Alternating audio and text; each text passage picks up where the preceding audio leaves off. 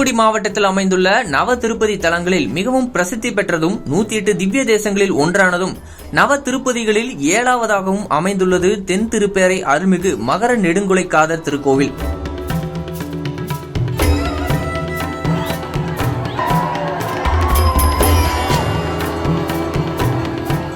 பல்வேறு சிறப்புகள் கொண்ட இந்த திருக்கோயிலில் ஆண்டுதோறும் பங்குனி திருவிழா வெகு விமர்சையாக நடைபெறுவது வழக்கம். அதேபோல இந்த ஆண்டுக்கான திருவிழா கடந்த 11ஆம் தேதி கொடியேற்றத்துடன் தொடங்கியது.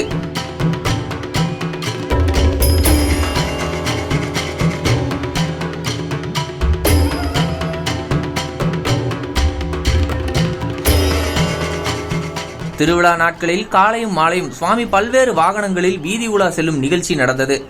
திருவிழாவின் சிகர நிகழ்ச்சியான இன்று திருத்தேரோட்டம் நடந்தது. இதற்காக அதிகாலை கோவில் நடை திறக்கப்பட்டு சுவாமிக்கு அபிஷேக தீபாராதனை நடந்தது.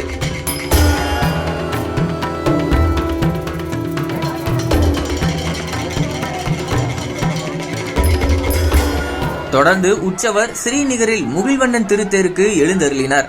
அங்கு கற்பூர தீபாராதனை காண்பிக்க தேர் முன்னின்ற ஆயிரக்கணக்கான பக்தர்கள் கோவிந்தா கோபாலா என கோஷமிட்டபடி தேரை வடம் பிடித்து இழுத்தனர்.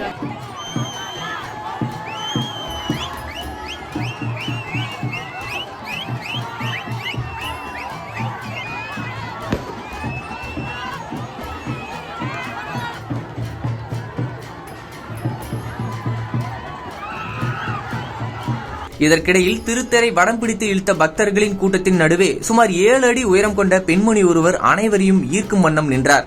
அவரை தேரோட்டத்திற்கு வந்த பக்தர்கள் ஆச்சரியத்துடன் பார்த்து சென்றனர்.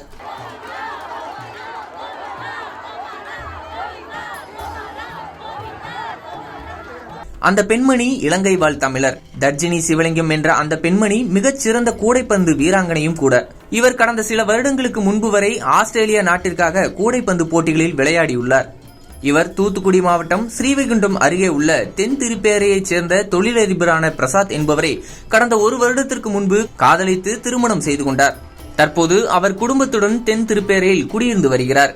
இந்த நிலையில்தான் இன்று ஆன்மீகத்தில் கொண்ட ஈடுபாடு காரணமாக தென் திருப்பேரை தேரோட்டத்தில் பக்தர்களாக கலந்து கொண்டு திருத்தேரை வடம் பிடித்து இழுத்தார்.